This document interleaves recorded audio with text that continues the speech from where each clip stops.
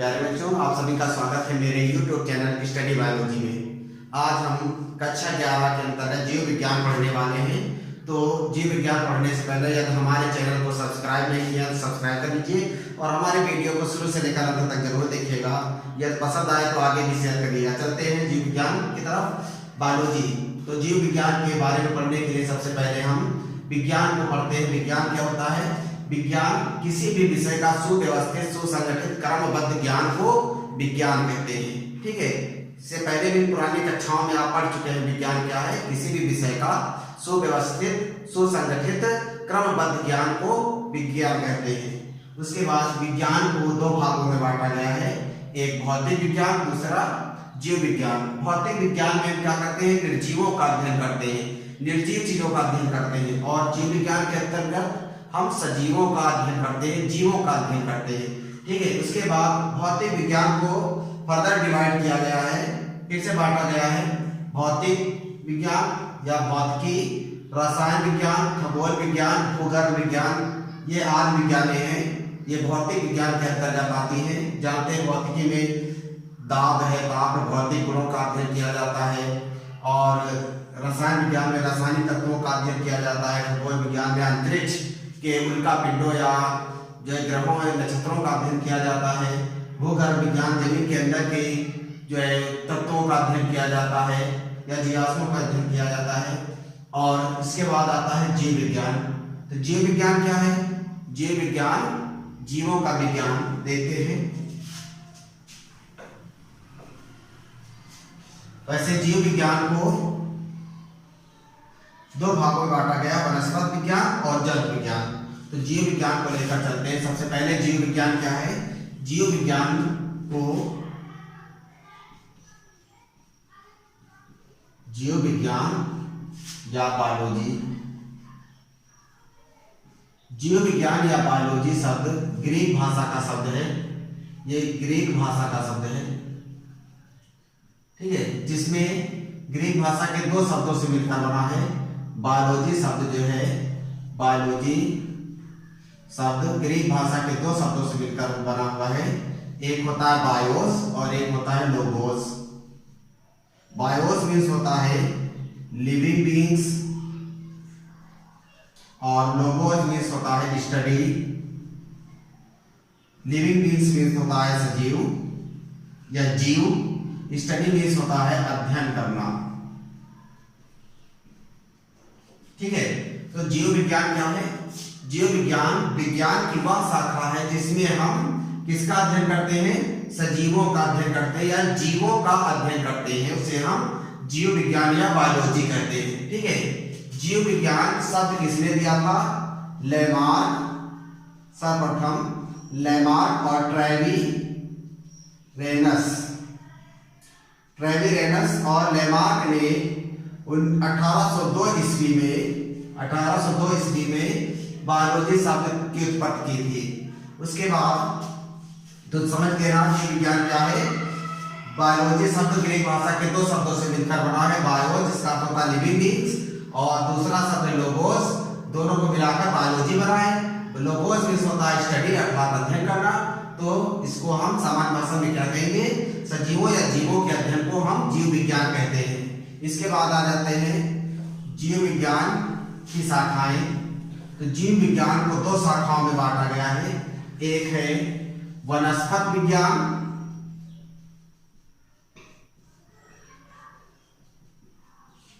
अर्थात बॉटनी और दूसरा है जंतु विज्ञान या जूलॉजी। तो ये दो शाखाएं हैं जीव विज्ञान की। तो सबसे पहले वनस्पति विज्ञान। बॉटनी शब्द जो है ग्रीक भाषा के बॉस्कील शब्द से बना है। बॉस्कील का अर्थ होता है ग्रेजिंग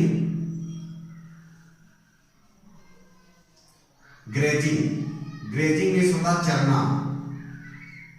ठीक है, बॉटनी ग्रीक भाषा के बॉस्कील शब्द से बना है, जिसको इंग्लिश में ग्रेजिंग कहते हैं। ग्रेजिंग का अर्थ होता है चरना, अर्थात जंतु किसको चरते हैं? पेड़ पौधों को चरते हैं, अर्थात पेड़ पौधों के अध्ययन को वनस्पति विज्ञान कहते हैं। ठीक है, इसके बाद आ जाते हैं जंतु विज्ञान।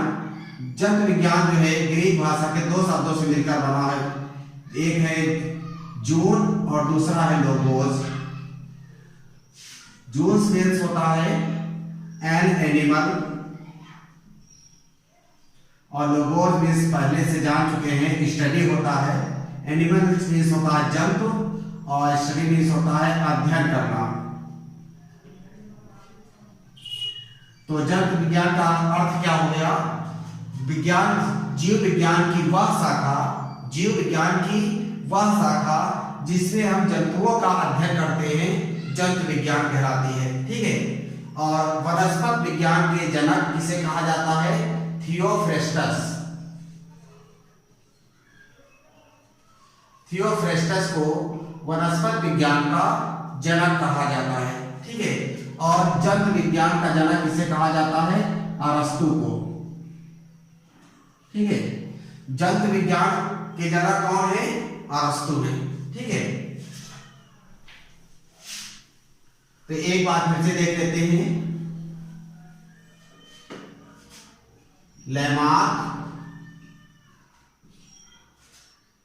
और ट्रेवी व ट्रेवीरेनस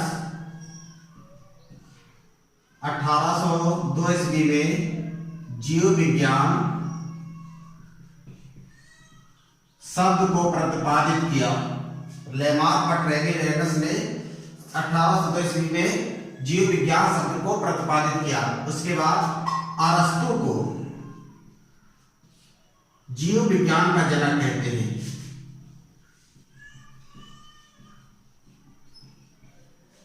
जनक कहते हैं अरस्तु को, जीव विज्ञान का जनक कहते हैं। और अरस्तु को ही जंतु विज्ञान का भी जनक कहते हैं।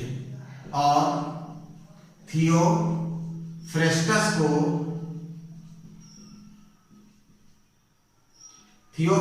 को वनस्पति विज्ञान का जनक कहते हैं। ठीक है। तो ये इतनी बात हो गई। इसके बाद अगला टॉपिक आता है हमारा जीव विज्ञान के क्षेत्र। जीव विज्ञान के क्या क्षेत्र हैं? किन किन क्षेत्रों में जीव विज्ञान का अध्ययन किया जाता है? तो कुछ पॉइंट यहाँ पर दिए गए हैं। जैसे कि जीवों में क्या होता है? जैविक क्रियाओं का अध्ययन किया जाता है। जीवों में किसका अध्ययन किया जाता है? जैविक क्रियाओं का। जैविक क्रिया कौन सी होती है? श्वसन, पोषण, उत्सर्जन, वाष्पोत्सर्जन, ये सारी क्रियाएं कौन सी हैं? जैविक क्रियाएं हैं। इन जैविक क्रियाओं का अध्ययन जंतुओं के द्वारा किया जाता है या जीवों में इन जो है क्रियाओं का अध्ययन किया जाता है। उसके बाद आकारिकी व आंतरिकी, जीवों के बाह्य बनावट अर्थात आकारिकी और उसके शरीर के अंदर के अंगों की बनावट का अध्ययन शारीरिकी या आंतरिकी कहलाता है। तो आंतरिकी और बाह्य आकारिकी का अध्ययन हम किसमें करते हैं? इस विज्ञान के क्षेत्र, विज्ञान का क्षेत्र होता है। आकारिकी आंतरिकी भी क्या है? विज्ञान का क्षेत्र। इसमें जीवों की बाह्य संरचना और आंतरिक संरचना का अध्ययन करते हैं। और जीवों का क्षेत्र क्या है? जीवों की वृद्धि व विकास का अध्ययन किया जाता है। जीवों की वृद्धि और शारीरिक वृद्धि हो या मानसिक वृद्धि हो या विकास हो, उसका अध्ययन किया जाता है। औषधीय गुणों का, लाभदायक गुणों का अध्ययन किया जाता है। जो औषधीय पौधे हैं या लाभदायक पौधे या औषधीय जंतु या लाभदायक जंतु हैं, उनका भी अध्ययन किया जाता है। ये भी जीव विज्ञान के क्षेत्र के अंतर्गत आता है। अनुकूल दशाओं का अध्ययन किया जाता है। कौन से अनुकूल दशाएं, मौसम दशाएं या वातावरणीय दशाएं किसी जंतु के लिए लाभदायक है या हानिकारक है, इन विषयों का भी अध्ययन किया जाता है। उसके बाद अनुवांशिकी का अध्ययन किया जाता है। जीवों में अनुवांशिक लक्षण क्या होते हैं, कैसे पीढ़ी से दूसरी पीढ़ी में अनुवांशिक लक्षण जाते हैं, कैसे विभिन्नताएं आती हैं, कैसे नई जातियां उत्पन्न होती हैं, विषयों का भी अध्ययन किया जाता है। अर्थात ये सभी क्षेत्र किसके हैं? जीव विज्ञान के अंतर्गत आते हैं। उसके बाद आते हैं जीव विज्ञान की शाखाएं। तो जीव विज्ञान की कुछ शाखाएं दी गई हैं, जिसमें कौन कौन सी शाखाएं हैं? पहली शाखा दी गई है आकारिकी या मॉर्फोलॉजी। आकारिकी के अंतर्गत हम किसका अध्ययन करते हैं? जीव की बाह्य संरचना का अध्ययन किया जाता है। आकारिकी या मॉर्फोलॉजी में किसका अध्ययन करते हैं? जीव की बाह्य आकारिकी का अध्ययन करते हैं, बाह्य बनावट का, मोटा लंबा जो भी है, पतला, ये सब क्या लक्षण है? ये सब आकारिकी के अंतर्गत है। शारीरिकी या आंतरिकी एनाटॉमी, इसके अंतर्गत शरीर के अंदर के अंगों का या शरीर के अंदर के भागों का अध्ययन किया जाता है। उसके बाद अगला है कारिकी, फिजियोलॉजी। फिजियोलॉजी में हम किसका अध्ययन करते हैं? इसको शरीर क्रिया विज्ञान भी कहते हैं, कारिकी या शरीर क्रिया विज्ञान।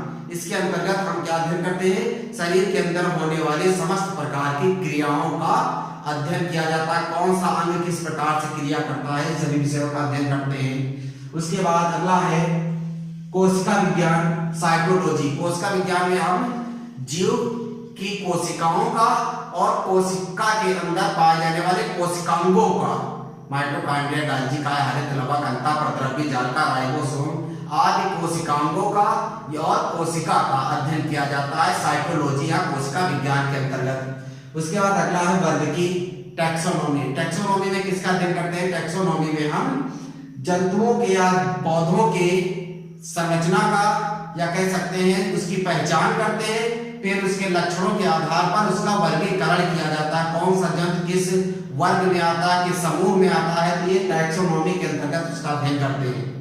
जैसे जो है अमीबा जो है प्रोटोजोआ संघ का प्राणी है, तो ये वर्गीकरण के अंतर्गत उसका नामकरण किया जाता है, जंतु वैज्ञानिक नाम रखे जाते हैं, उसकी पहचान की जाती है। ठीक है, तो ये सारे विषय किसके अंतर्गत आते हैं?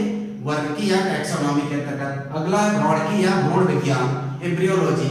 इसमें हम भ्रूण के विकास का अध्ययन करते हैं, किसी जंतु के का या पौधे का भ्रूण किस प्रकार से विकास करके जो है शिशु का निर्माण करता है। और अगला पारिस्थितिकी, इकोलॉजी। तो इकोलॉजी में किसका अध्ययन करते हैं? इकोलॉजी में हम जो है किसी भी जंतु या पौधे और उसके चारों ओर के वातावरण के संबंध का अध्ययन करते हैं, अर्थात जीव और जीव के चारों ओर का वातावरण और जीव और वातावरण के बीच जो भी संबंध होता है उसका अध्ययन करते हैं। ठीक है, अगला है रोग विज्ञान या पैथोलॉजी। इसमें हम रोगों का अध्ययन करते हैं, जंतुओं में या पौधों में होने वाले रोगों का अध्ययन करते हैं और उन्हें दूर करने के उपायों का भी अध्ययन किया जाता है। अगला है रेशम कीट पालन, सेरीकल्चर। तो इसमें रेशम कीट का उत्पादन किया जाता है, रेशम कीट का पालन किया जाता है, उससे रेशम तैयार किया जाता है। मत्स्य पालन अर्थात मछली का उत्पादन कैसे किया जाता है, तो इसे कहते हैं पीसी कल्चर, तो मछलियों के उत्पादन से संबंधित है। अगला कीट विज्ञान, एंटोमोलॉजी, अर्थात कीटों का अध्ययन किया जाता है। और अगला है हमारा जीवाश्म विज्ञान, पैलियोबॉटनी। इसमें हम जीवाश्मों का अध्ययन करते हैं जो मृदा के अंदर या चट्टानों के अंदर लंबे समय से, प्राचीन काल से जंतुओं या पौधों के अवशेष दब गए हैं, उन जीवाश्मों का अध्ययन किया जाता है। अगला मधुमक्खी पालन या एपीकल्चर। तो इसमें हम मधुमक्खी पालन का अध्ययन करते हैं। ये कुछ शाखाएं हैं हमारी जीव विज्ञान की, और भी बहुत सारी शाखाएं हैं। तो आज के लिए बस इतना ही। ठीक है, धन्यवाद।